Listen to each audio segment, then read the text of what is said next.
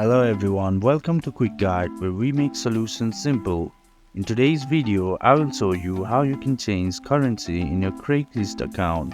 But before we do that, let me tell you, Craigslist does not have an official setting to change the currency on its platform. However, the currency used on Craigslist is the local currency of the city or region you're browsing from. So let's get right into it. So if you haven't already, go to craigslist.org, which will open the website. Once you're inside the website, then all you have to do is select your region.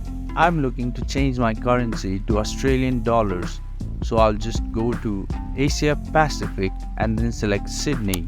Now this will redirect you to another page, and if you want to confirm whether your currency has been changed, then click on post, select something from the option and then click on continue, and there you go, you can see the currency has been changed in Craigslist account. So this is how you can change your currency in Craigslist account. I hope this video was helpful for you. For more informative contents like this, do like, share and subscribe. Hit the bell icon to never miss an update. See you in the next video.